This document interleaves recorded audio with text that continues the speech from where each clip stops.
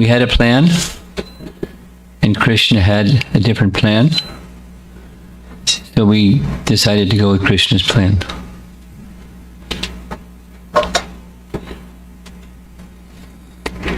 This is a Zoom call or class where I'll be reading from Chaitanya Bhagavat,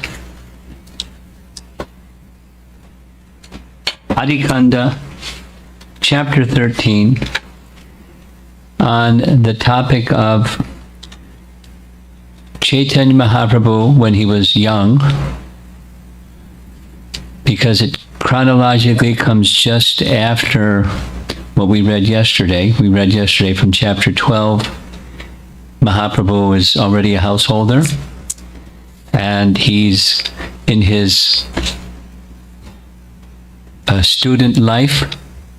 He's a teacher, not just student, but a Nimai Pandit, a grammar teacher. And he's going to encounter a traveling scholar who is a bit proud of his scholarship. In fact, his program is he would travel from place of higher learning to another place of higher learning with his many followers. You might even picture not 60,000 followers like Durvasa Muni, but some number of followers. And his program was challenging others in debate. And he would always win. He would always win because he was a worshipper of Saraswati, and Saraswati gave him benediction that he would never be defeated. So, with swagger, he went from place to place, and one time he happened to come to Navadvip. And his first business coming to such a place was, who is the most learned person in the place? And he heard about Nimai Pandit, who was just a young man, young householder, and something in the range of plus or minus around 20 years of age. Doesn't give his age, but around that time.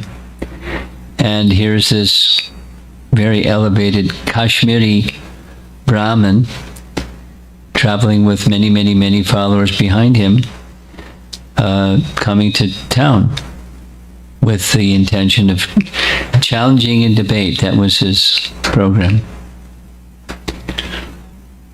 So that's the scene. We're in Navadvip. Mahaprabhu's age is known. Starting with text 12 from chapter 12.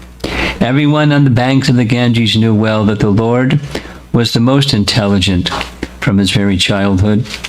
Within their hearts they knew that the Lord could not be defeated in argument. Therefore, they naturally became frightened when they saw the Lord, and they were obliged to accept subordination to him.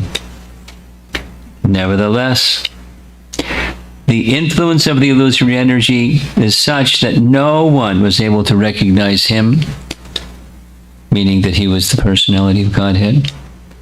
No, Vrindavan Das Thakur could recognize, but he had a special password. No one can possibly recognize the Lord unless the Lord reveals himself. That was the password. The Lord is eternally merciful to the living entities in every respect.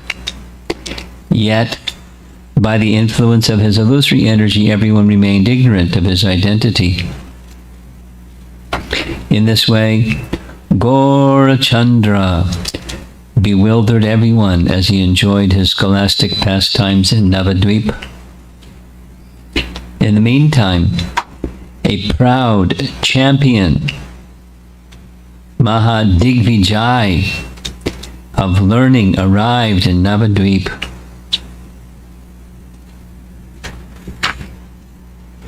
He was a staunch devotee of goddess Saraswati. By chanting her mantra, he had won her favor.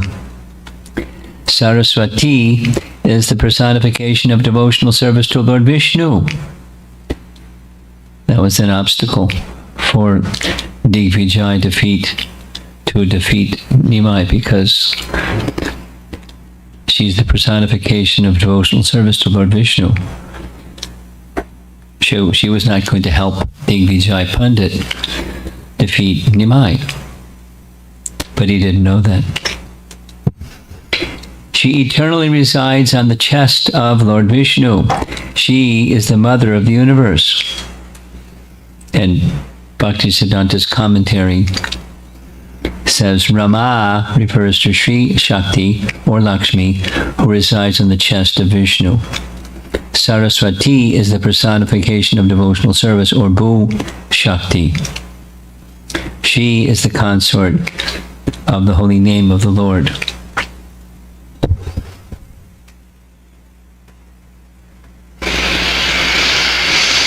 I'll read the next paragraph. The phrase Jagan Mata refers to Vishnu's Nila, Leela, and Durga Shaktis. Although the features of Rama, Saraswati, and Durga are different, they are actually non-different from Sri Narayani or Lakshmi, the internal potency of Sri Narayana. They are all personifications of Lord Vishnu's service. Since they are the principles Ashraya Vigrahas, they are the mothers of the universe. Text 22. Due to the Brahmana's great fortune, she appeared before him and blessed him to conquer the three worlds. Though commentary says devotion and more devotion and more devotion, she actually appeared before him, gave him the benediction. He always defeat others wherever he traveled. When Shuddha Saraswati Devi sees that her worshipper is not inclined towards the service of the Supreme Lord, she bewilders him with material knowledge, which is her shadow form. Clear? Text 23. What is the difficulty for her to bless one to become a champion of learning, when simply by her merciful glance one achieves devotional service to Lord Vishnu? After directly receiving the benediction of Goddess Saraswati, the Brahmana traveled from province to province, defeating the local scholars wherever he went. All the scriptures resided on the lips of his tongue. There was no one in the world who could answer his challenge, which means you have to be otherworldly. Many scholars were not even able to understand his questions. So he easily conquered the scholars wherever he went. He then heard about the glories of Navadvip, where endless learned scholars resided. Thus, after conquering all other provinces, a champion scholar came to Navadvip, along with his opulent entourage, which included horses and elephants. As a result, a loud commotion arose in every house and in every assembly of learned scholars of Nadia. People everywhere were heard saying, a champion scholar has come to Navadvip with a certificate of victory from scholars all over the country. When all the learned scholars of Navadvip heard that he was favored by Saraswati, they began to worry. Of all places of learning throughout Jambudvip, Navadvip surpassed all. If this Digvijay is victorious in such a place as this, then scholars all over the world will condemn us. Yet, who has the ability to debate with one who has received the blessings of Saraswati? Since Saraswati resides on his tongue, how can a human being debate with him? Thousands of great Bhattacharyas left their duties out of anxiety all over Navadvip. people were heard saying, "No, now we'll understand the power of our knowledge." The students went and informed their teacher Garanga of all these incidents. Quote, "A Digvijay who has been blessed by Saraswati and who has conquered scholars throughout the world has come with his certificate of victory. He has arrived in Navadvip surrounded by elephants, horses, palanquins, and many followers. He has come to Navadvip seeking an opponent. Otherwise, he demands a certificate of victory from the scholars of Navadvip." Hearing the words of his students, the jewel-like Gauranga smiled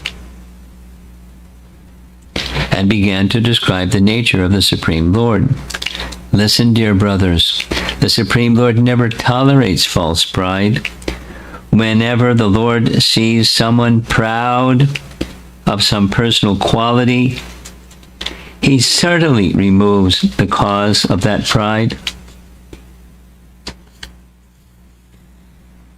The nature of both the tree laden with fruit and the man decorated with good qualities is that they bow down with humility. You must have heard of the great Digvijayas of the past like Hai, Nahusha, Vena, Bana, Naraka, and Ravana." He gives a little history of each of them. Naraka was a demon born of the womb of Bhumi, Mother Earth, by the touch of Varahadev.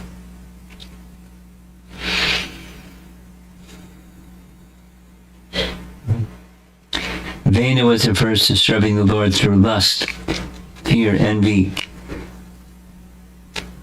familial relationship, affection, or devotion, and averse to the strong, favorable cultivation of Krishna consciousness. No, as a result of his heinous sins, he fell into the darkest region of hell forever. That is why there was no hope for his deliverance.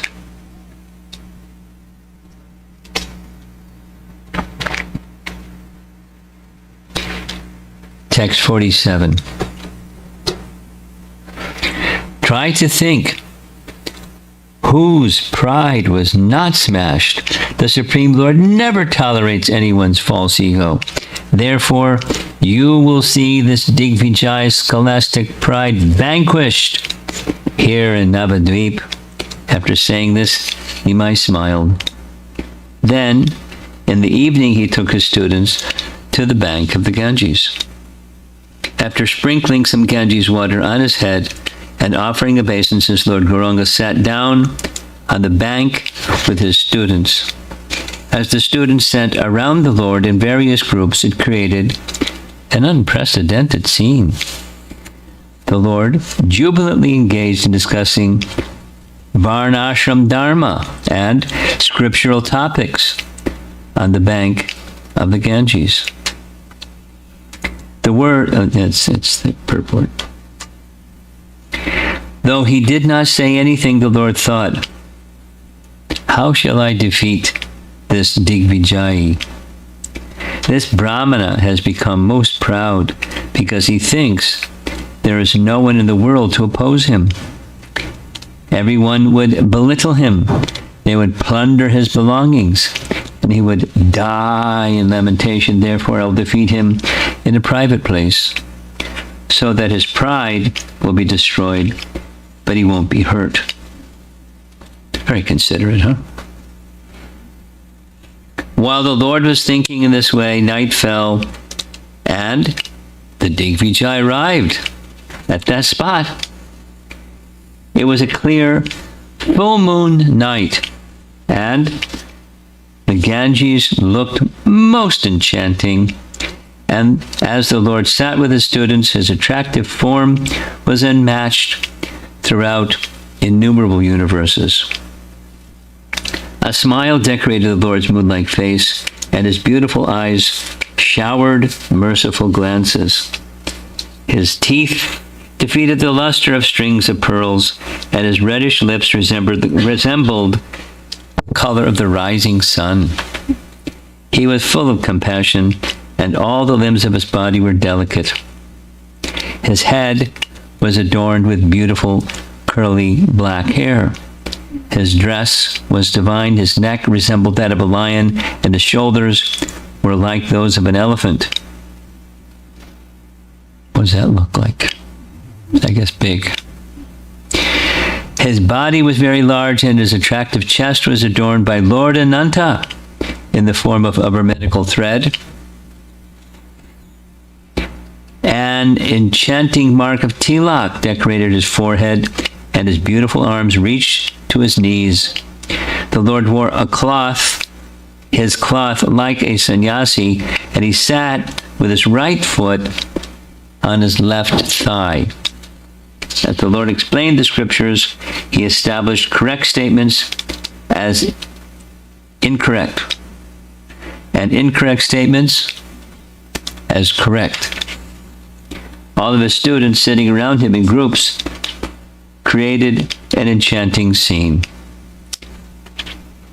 Seeing that wonderful scene, the Digvijay was astonished and thought, "Is this Nimai Pandit?" The Digvijay remained incognito as he gazed steadily on the Lord's beautiful form. He then asked a student, "What is his name?" And the student replied, "He is the famous Nimai Pandit." That best of the Brahmanas then offered his obeisances to the Ganges and entered the Lord's assembly. Seeing him, the Lord slightly smiled as he, the Lord, offered him a seat with great respect. Although the Digvijay was very brave by nature and a champion of learning besides, he was nevertheless frightened upon seeing the Lord. The power of the Supreme Lord's natural characteristic is such that the very sight of him produces fear. After exchanging a few words of introduction, the Lord began to sportingly inquire from him. The Lord said, "There is no limit to your poetic ability. There is nothing that you are unable to describe. Please recite some of the glories of the Ganges, for by hearing such glories, everyone's sins are destroyed." Hearing the Lord's request, the Digvijay immediately began to describe the glories of the Ganges. Who can fathom the countless verses that the Brahmana so quickly recited? It was 100 verses. The Digvijay's recitation was like the deep rumbling of clouds.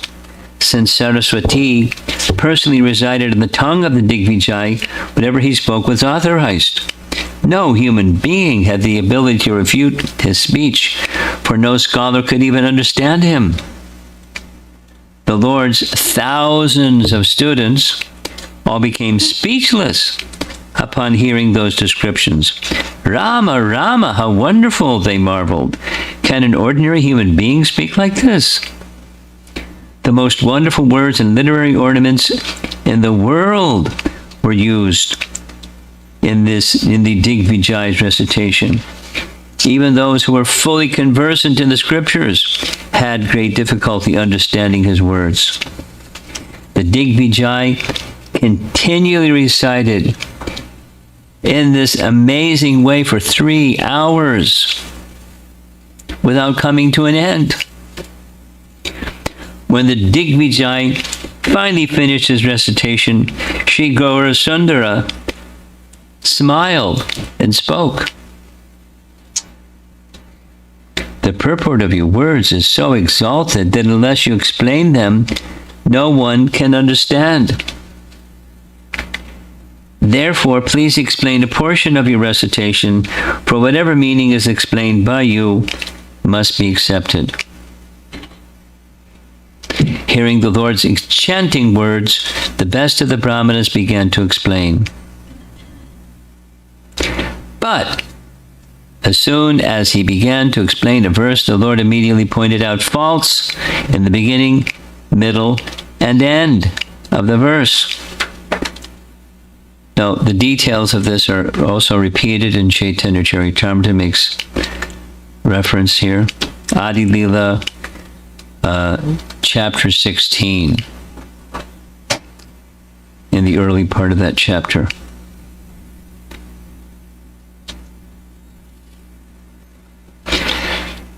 His verse glorifying the Ganges is translated here. The greatness of Mother Ganges always brilliantly exists. She is the most fortunate. Can the door be closed? It's cold. She is the most fortunate because she emanated from the lotus feet of Sri Vishnu, the personality of Godhead. She is the second goddess of fortune, and therefore she is always worshipped by both demigods and by humanity. Endowed with all wonderful qualities, she flourishes on the head of Lord Shiva.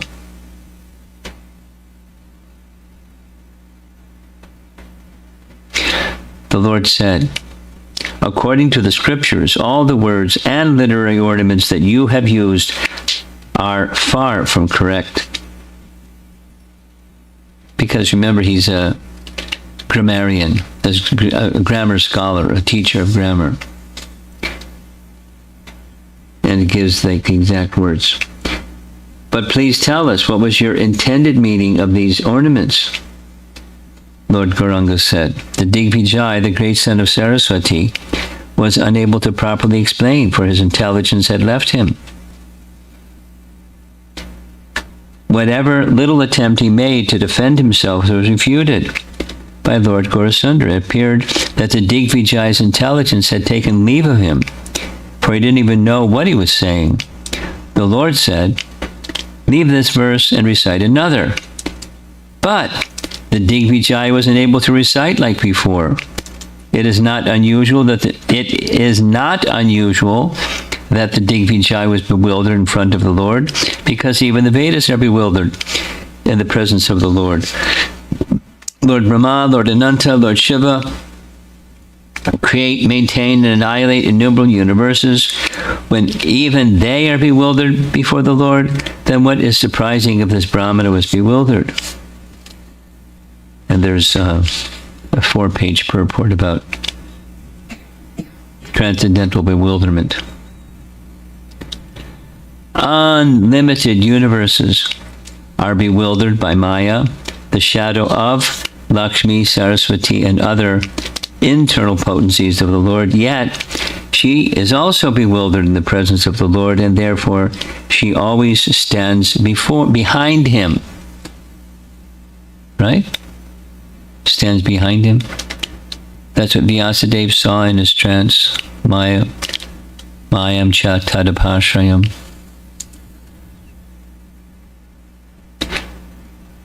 When the compiler of the Vedas and even Ananta Shesh are bewildered in the presence of the Lord, then what is surprising if the Digvijay is bewildered?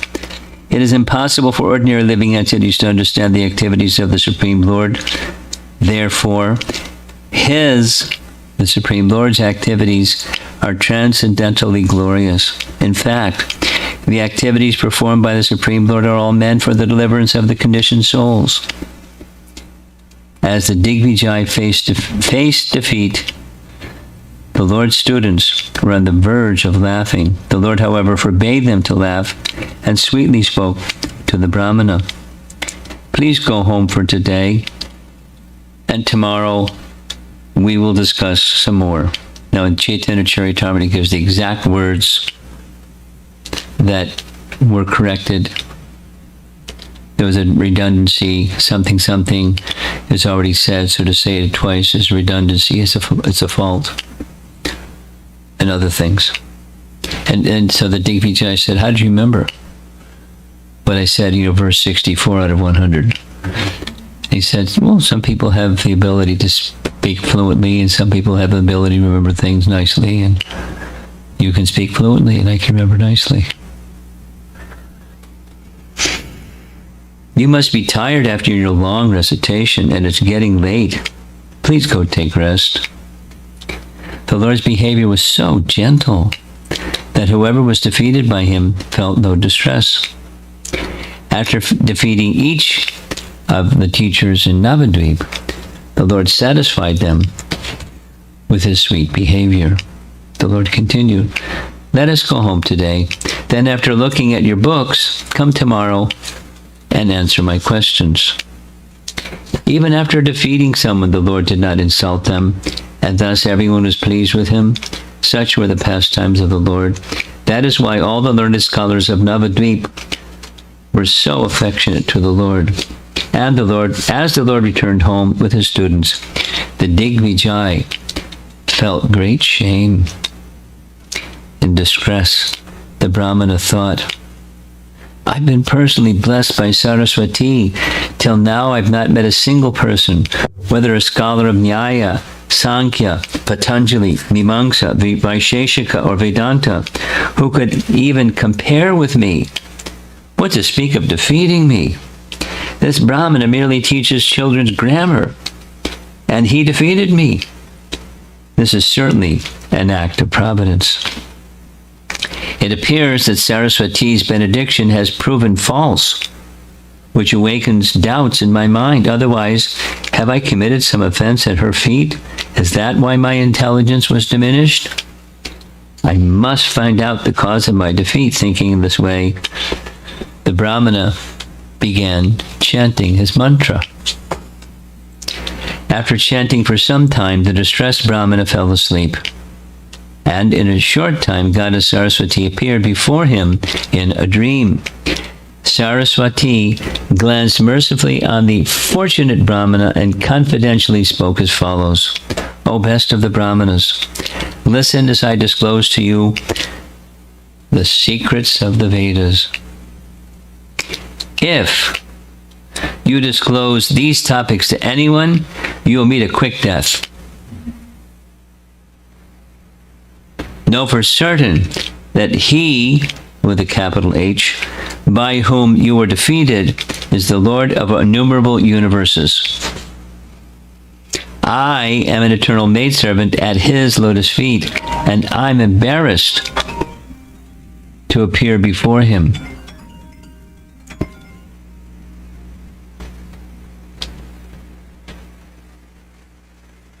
The illusory energy of the Lord cannot take precedence, being ashamed of her position, but those who are bewildered by her always talk nonsense, being absorbed in the thoughts of it is I and it is mine." Interesting. That's a verse right from the Bhagavatam. Right from the Bhagavatam. Canto 2, Chapter 5, verse 13. "O Brahmana, although I speak through your tongue, in front of him I have no power.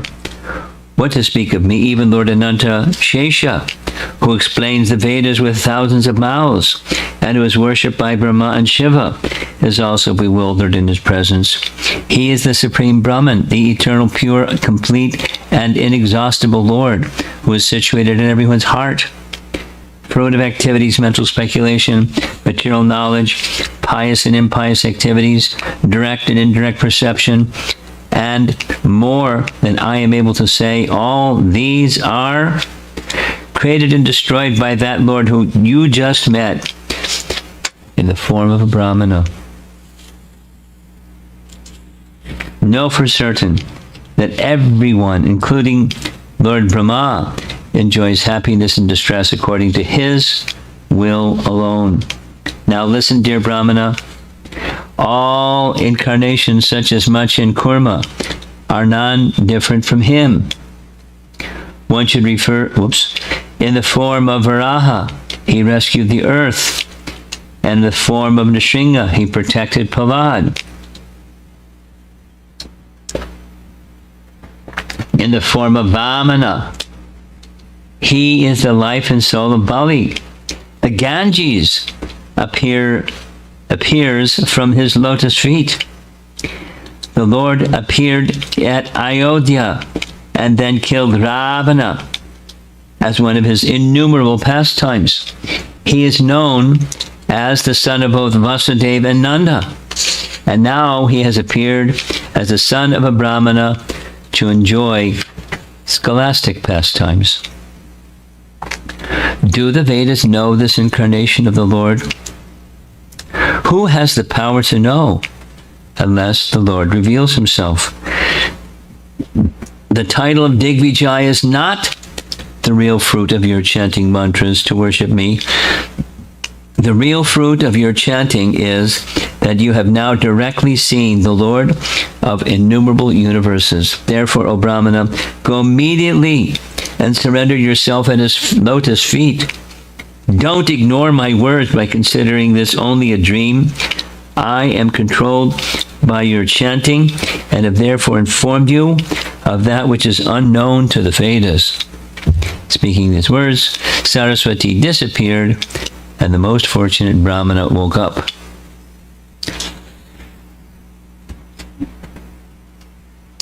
Immediately after getting up, the Brahmana went in the early morning to the Lord's residence. The Brahmana came and offered his obeisances to the Lord, who picked up the Brahmana and embraced him. The Lord said, "O Brahmana, why have you come so early? What is the reason for this behavior?" The Brahmana replied, "It is all due to your merciful glance." The Lord said, "You are the champion of learning. Why are you treating me like this?" The Digvijay replied, "Please listen, O king of the Brahmanas. Just by worshipping you, all one's activities become successful. You are the Supreme Lord Narayana, but you have appeared in Kali Yuga in the form of a Brahmana. Who has the power to recognize you? Doubts arose in my mind when you asked me questions that I was unable to answer. O Lord, all of the Vedas confirm that you are devoid of pride. Now I have seen this with my own eyes. There is no doubt about it. Although you have defeated me 3 times, you have maintained my prestige. Is this possible for anyone other than the Supreme Lord? Therefore, you are certainly Narayana. I met with innumerable scholars wherever I have gone. Gauda, Trihuta, Delhi, Kashi, Gujarat, Vijayanagara, Kanchipura, Anga, Bengal, Andhra, Orissa. What to speak of refuting my statements? None of these scholars have even the power to understand them. Though I am such a scholar, I was still unable to establish my conclusions before you. Where did all my intelligence go? This is not an astonishing achievement for you are the Lord of Saraswati. She personally told me this. I came to Navadvip at a most auspicious time. Although I was drowning in the dark well of material life, I somehow saw you. I was bewildered by nescience and material desires, and I cheated myself as I wandered throughout the world, forgetful of my constitutional position. I've met you by some great fortune. Now please deliver me by your merciful glance. It is your nature to engage in the welfare of others. Indeed, there is no shelter or source of compassion other than you. O Lord, please instruct me in such a way that I may have no material desires in my heart. After speaking many plaintive words in this way, the Digvijay humbly offered prayers to the Lord. Hearing the Brahmana's submissive words, Sri Gaurasundara smiled and replied, "Listen, O best of the Brahmanas, you are most fortunate, for Saraswati resides on your tongue. Conquering the world is not the proper use for knowledge. The proper use of knowledge is to worship the Supreme Lord. Try to understand. When one gives up his body, he cannot take wealth and reputation with him. That is why devotees renounce material endeavors and serve the Supreme Lord with firm determination. Therefore, O Brahmana, give up all materialistic association and immediately begin to worship the lotus feet of Lord Krishna. Up to the time of your death, serve Krishna with confidence. Know without any doubt that the goal of knowledge is to fix one's mind on Krishna's lotus feet. The best advice I can give you is that devotional service to the Supreme Lord Vishnu is the only substantial truth throughout all the worlds. After saying this, the Lord embraced the Brahmana in satisfaction. Being embraced by the Lord of Vaikuntha, the Brahmana was freed from all material bondage. Then the Lord said, O Brahmana, give up your pride, worship Krishna, and be merciful to all living entities. What Saraswati told you in confidence should not be told to anyone. If you disclose topics that are more confidential than those of the Vedas, then know for certain that his duration of life is diminished and his advancement in the next life will be checked. He obviously told somebody somewhere along the line. After receiving the Lord's instructions, the best of Brahmanas offered repeated obeisances to the Lord. Then, after offering repeated obeisances to the Lord, the Brahmana departed in great satisfaction. Upon receiving the Lord's instructions, renunciation, knowledge, and devotional service immediately manifested in the body of the Brahmana. The Digvijay's pride was immediately destroyed, and he became more humble than a blade of grass. He gave in charity to suitable persons all his elephants, horses, palanquins, wealth, and whatever other assets he had. In this way, the Digvijay continued his travels as a detached person. Such are the pastimes of Sri Gaurasundara. The natural characteristics of his mercy is that a person renounces even the position of a king to take the position of a mendicant. Gives examples. Dabir Kas. Who's Dabir Kas? Rupa Goswami, right? Rupa Goswami.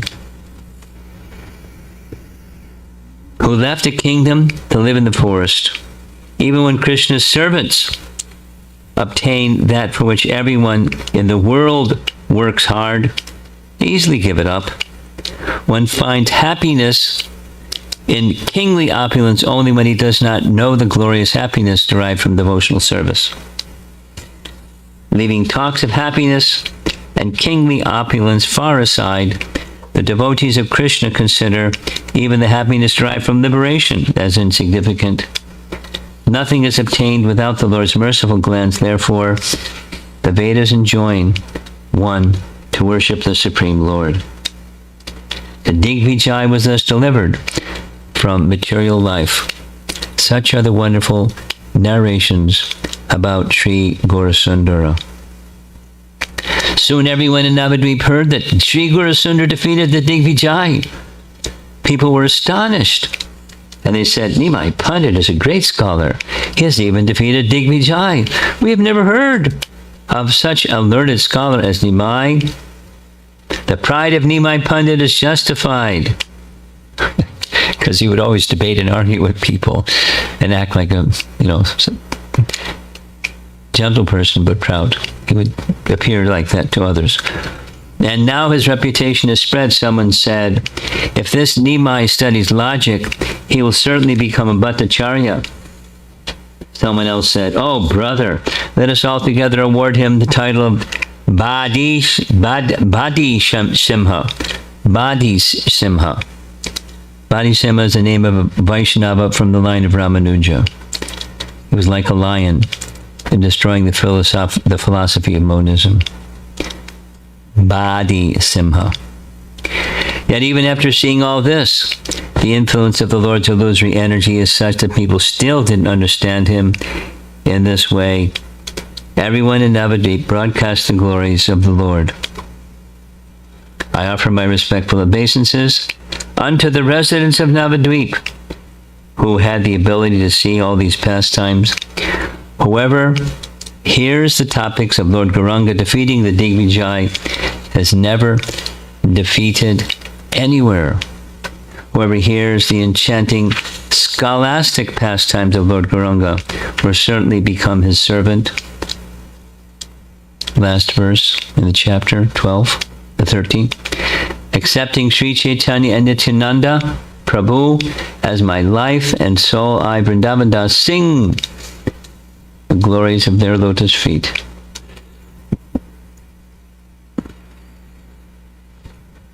We mentioned this yesterday.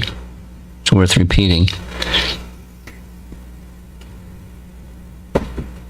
The Lord was enjoying, that was one of the things he does in various ways he enjoys. He enjoys dancing, he enjoys playing, he enjoys this thing, and he enjoys thatting.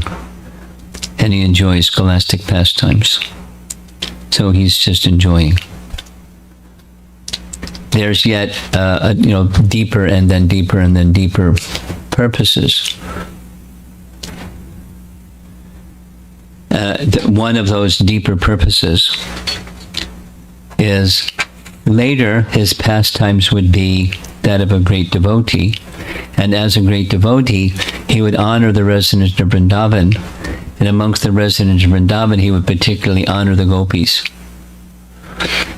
Scholarly people belittle bhakti.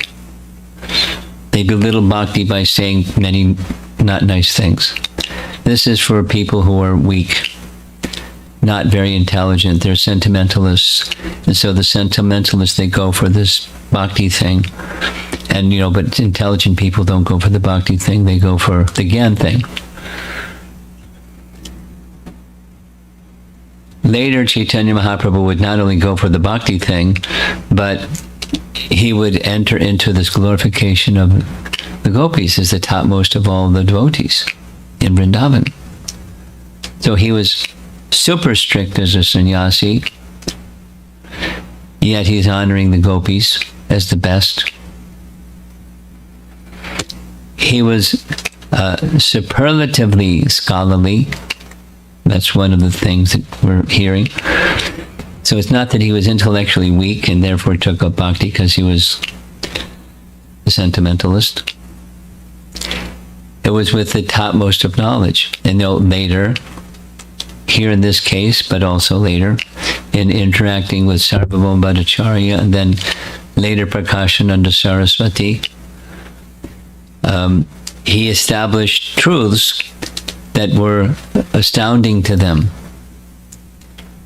Some of you know, when he was passing through Varanasi, during that same period of the 2 months that he met with Sanatana Goswami and instructed him in devotional service, Lord was returning from Vrindavan back to Puri and they met there. It was during that time that this encounter with Prakashananda Saraswati took place. And they were criticizing him. You're a sannyasi, why are you carrying on like this? Singing and dancing with worldly people. This isn't what a sannyasi does. Here's what a sannyasi does. Why you're doing what a sannyasi does. And so they had discussions on Vedanta Sutra. And the explanations of Vedanta Sutra were so simple and at the same time so profound. They said, his followers, Prakashananda Saraswati Thakur's followers, said, we never heard such brilliant explanation. It all makes sense. And they became naturally inclined to not only accept those conclusions, but become his devotee. And Sarvabhauma Bhattacharya said a similar thing. I've never heard such a wonderful explanation of Vedanta Sutra. So he's not incapable of being intellectually profound. But he, far beyond being intellectually profound is being a devotee.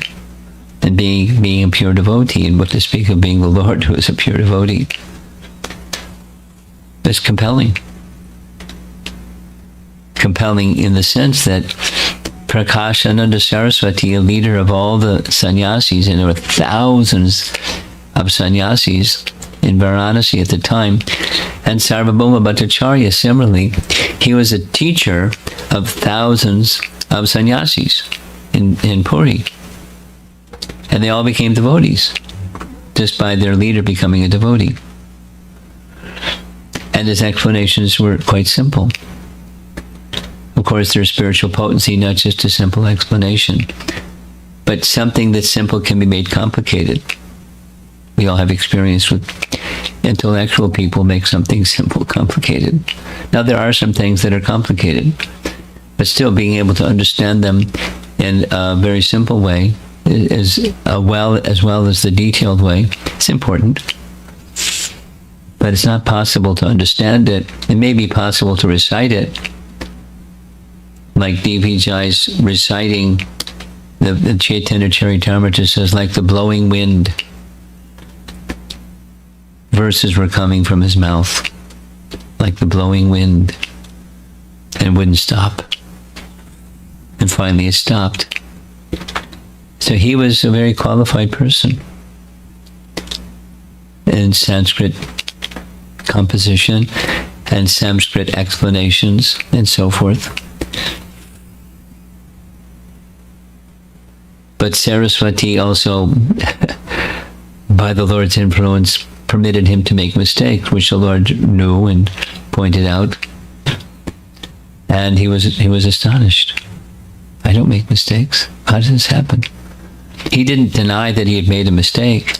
They were clearly against Sanskrit rules. I'm not a Sanskrit scholar, so I can't repeat what those mistakes were and the rules that were violated and so forth. I do remember one was redundancy. It's not wrong, but it's a flaw.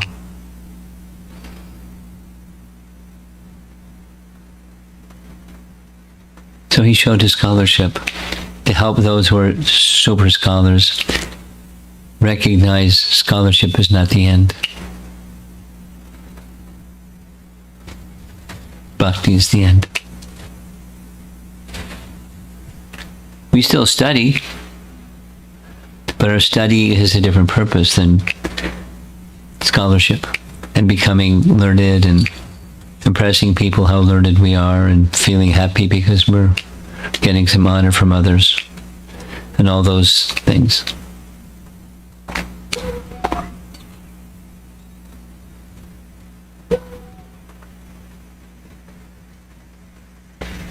Okay, let's see if there's some discussion.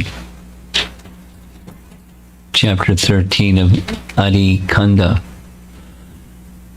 Chaitanya Bhagavat.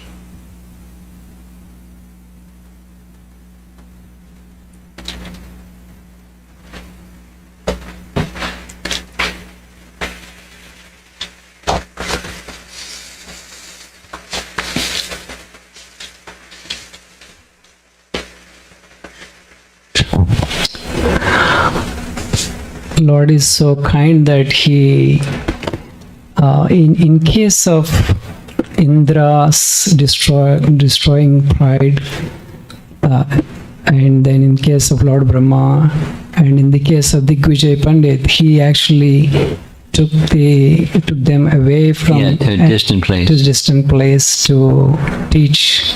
Yes.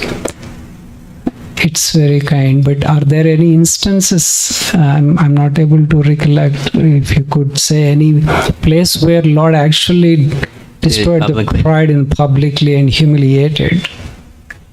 Well, with demons, they would have chivalrous back and forth, talk. And it was public, people could hear. But offhand, I can't think of someone who is, well, there's one situation that comes to mind when the entourage from Ayodhya came to persuade Ram to come back. And when Brahmana offered, materialistic reasons, and in the midst of, because there were a whole lot of people there, and he blasted him. His intention was a nice intention, but his argument was materialistic, a karma kanda kind of argument. There's one example that comes to mind. One more question. One more question. I mean, I wish the Lord is kind to devotees like that to destroy the pride privately, but I was thinking that there is really no reason to be proud, because even if there is nothing to be proud of in the life, one can be proud of something.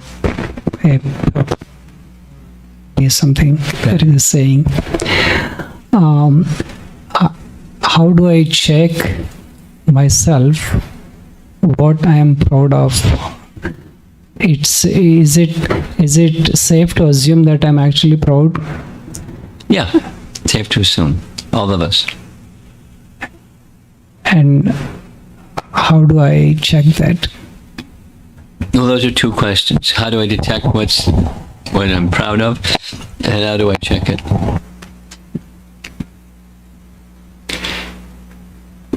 Well, how to check it is bhakti, and otherwise it's not.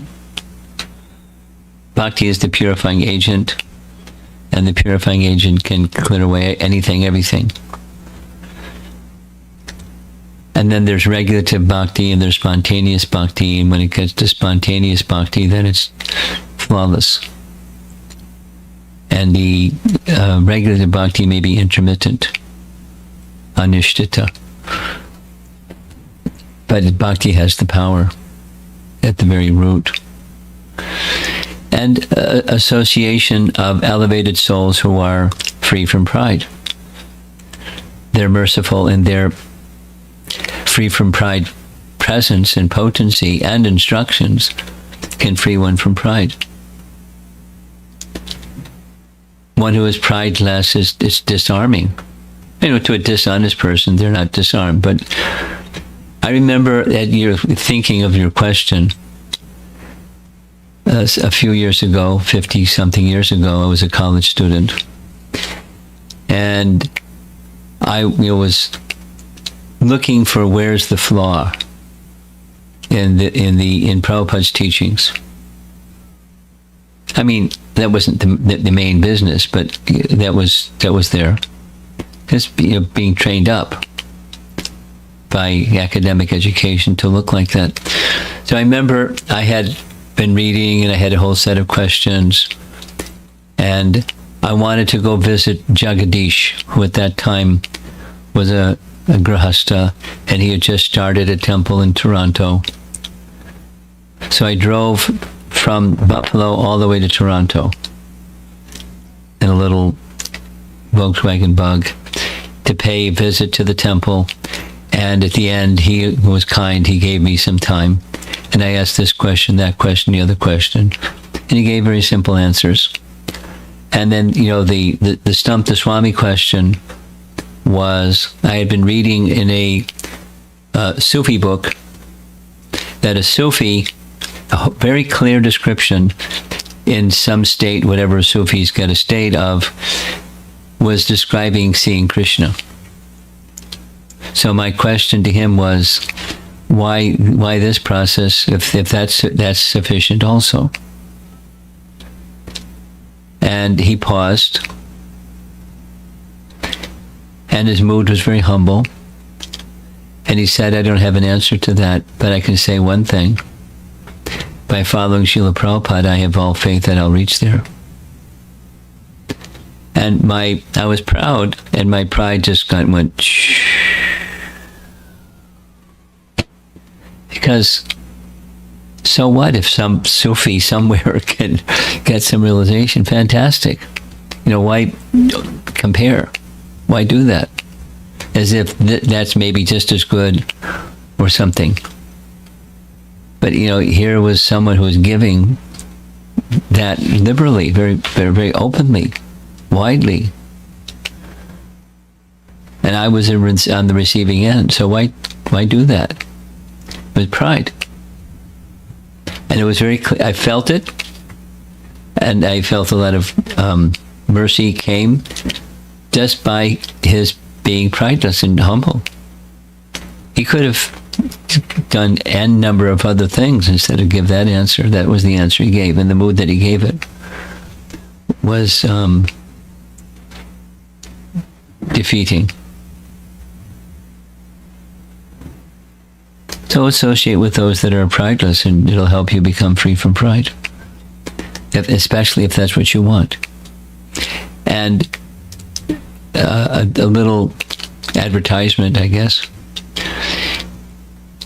During the Memorial Day weekend, the topic I'm going to be teaching, the very first verse has that injunction, and then the theme is repeated throughout by Raghunath Das Goswami. First of all, give up pride.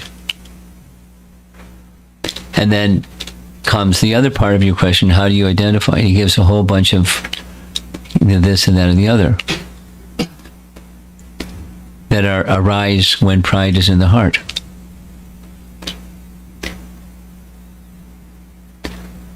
So stay tuned for the class, and you'll get a nice answer. But very effective for recognizing what are the items of pride within the heart is the purification that comes from the bhakti process, particularly the purification that comes from the chanting process.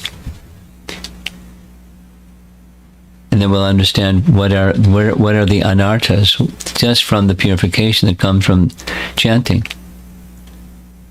Chaita Darpana Marjanam. We can see things we didn't see before. So if you really want to know, then stay focused on quality chanting. And if you don't really want to know, then there's a really easy way. Don't stay focused when you're chanting. And then you'll still not know. Even if somebody points it out, you won't see it.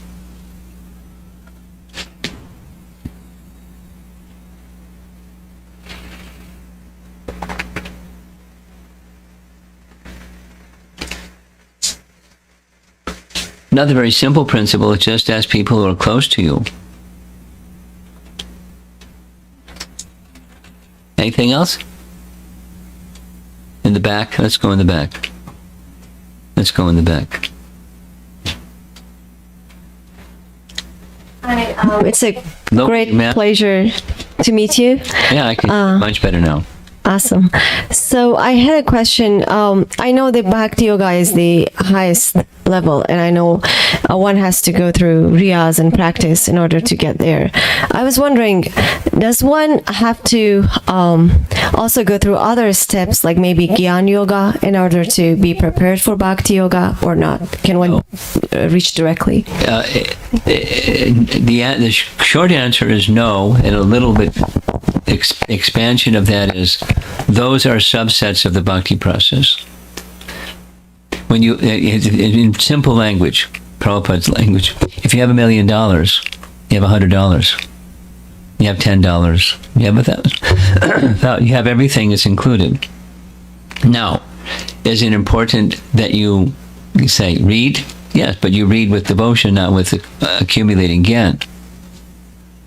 And for the purpose of accumulating gyan is to assist in the detachment. But it's not just gyan, knowledge and detachment, bhakti. And from bhakti arises knowledge and detachment. It's a subset. Now, some people aren't prepared. And so there are steps. But for those who are engaged in the bhakti process, the steps are not required, because they're a subset of that bhakti process.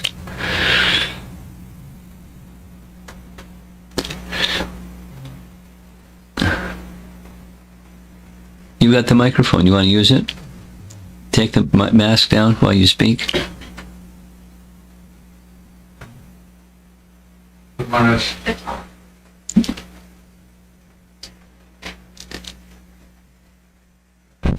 Now I'm thinking I made a mistake after hearing your interaction with Jagdish Prabhu. With whom? Jagdish Prabhu. Jagdish. Yeah. So there is my nephew and in every time he comes up with something to either belittle Prabhupada's writing or Krishna. So, and then There's different approaches. It's not, there's only one approach. yeah, So if you're taking a different approach, doesn't mean it's a wrong approach.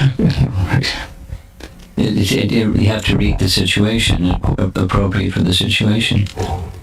That's what you do the best that you can with how Super Soul inspires. But be careful that you don't misuse something that's useful. yeah. So, Then a boomerang hit you in the head. and one more. Okay, go ahead. Guru Maharaj, like the Prakashananda Saraswati and his disciples and Sarvabhauma Bhattacharya. Sarvabhauma Bhattacharya, and so we see the change of hearts immediately by audience with Lord Gauranga. But then, like, we still see that Mayavada line survived. Of course. Not necessarily in those individuals, Yeah. but it's prevalent because of frustration that we know from Bhagavad Gita. Vitaragamaya krodha. And that the krodha or anger arises from frustration. If one does not have good association, then it's really easy. I mean, to actually be an impersonalist, it's very austere, very difficult. But the tendency is easy if there isn't a sense of loving shelter. Born of frustration, one goes for negating things, numbing oneself, because I don't like the unhappiness that's all around. I don't like to feel it myself. I don't like others to feel it either. So let me numb myself.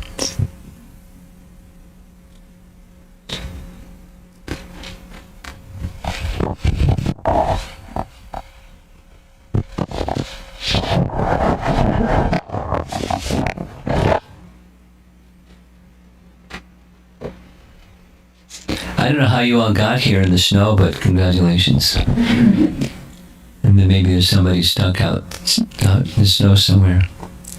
Slippery. Huh? Very slippery. Very slippery. But we have some people online. Do you know any of these people that were scheduled to come and couldn't come? Yes? A few? Okay, but you made it. Hare Krishna Hare Maharaj. Krishna. I have two questions. First question I wanted to ask was that during our studies or reading of scriptures, we come across that different names of Krishna and like Vishnu, Narayana, Govinda, Krishna, they are used interchangeably. And so are all the names like synonyms? Are they all synonymous? No. Each name means something. Are they equally potent? Yes and no. I mean, yes and no means they're all of transcendental nature. However, there is scriptural reference that says specifically 1,000 names of Vishnu equals one name of Ram. 3 names of Ram equals one name of Krishna, but it's not a big deal. That's hair splitting. I mean, it is different. The potency-wise, there is difference. And, from a transcendental perspective, any of the names of the Supreme Lord, one can take and awaken their dormant love for Krishna, love of God. How's that? Thank you so much. My second question is, growing up in India, I grew up in village where I see a lot of devotion in village people. They follow the path of bhakti. They do the devotional services like chanting and Yes. watering the tulsi plant. And from scriptures, we learn that devotion gives rise to gyan and vairagya, Knowledge and detachment. knowledge and detachment. But yet, I feel that studying the scriptures is also equally. It strengthens the bhakti. Yes. Yeah. And sometimes when I notice some of the village ladies who did devotional service, but simultaneously they're also doing other things like, Without mentioning. yeah. So I feel that, That because they're not guided by scripture. yeah, And so the scripture has, one of the important functions of scripture is to guide our activities. Bhakti has that which makes the heart pure, and bhakti has that which guides our activities. A heart that's pure, that's not properly guided, can err, or take it to an extreme, can become fanaticism. That goes on. People that have bhakti without scriptural guidance. So we want both. And when there's scriptural guidance, when there's scripture study from the right source,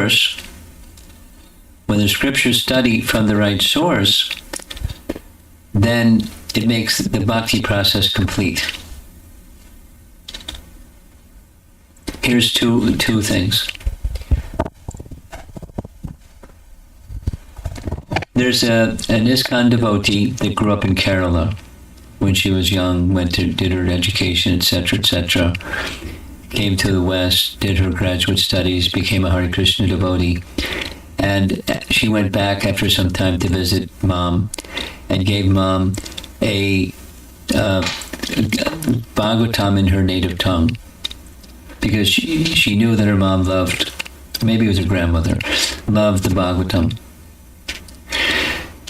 Her grandmother read it and said, for the first time, I've been reading my whole life and I never really understood. I have faith in it, but I never really understood it. And now for the first time, I'm understanding it.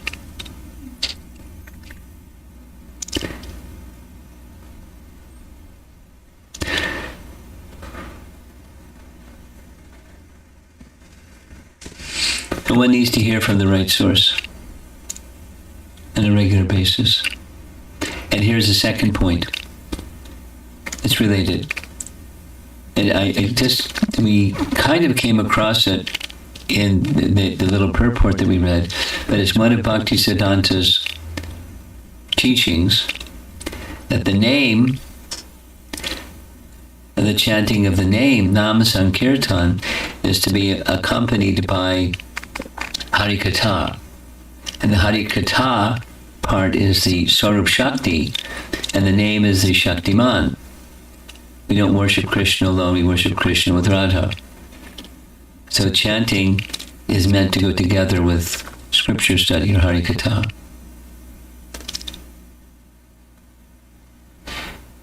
So both. And when the heart is cleansed and there's some scriptural teaching that comes along, the course correction is easy. However, somebody has been doing something in a certain way for their whole life, it's not so easy to adjust. And that means the heart isn't tuned in yet to a pure place. It's more of a ritual, and that's one of the statements in Rupa Goswami's writings, where devotional service becomes ritualized. It's an impediment for bhakti to awaken. When beneficial activities just become mechanical, it happens. It's easy for it to happen, and that it's easy for even the mechanical doesn't drop, but it doesn't make the heart soft.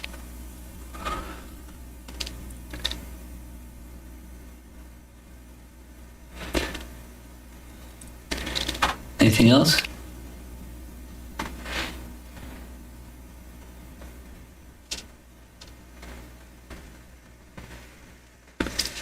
something online? We have something online.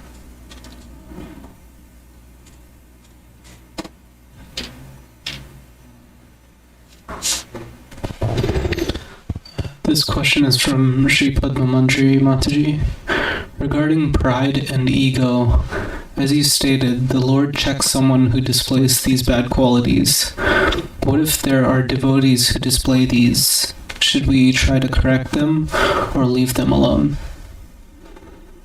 It depends on you, it depends on them, it depends on the relationship, it depends on what the problem, the degree of the problem. It's all very variable. And something, whatever, if you do something or don't do something, always remain in the mood of service. And in some cases, it's best just to leave. They have a relationship with Krishna. Krishna knows, and you leave it between them and Krishna. And sometimes there's some service for you to do. But always remain in the mood of service, not just jump in there and become Mr. Clean and try to make something clean.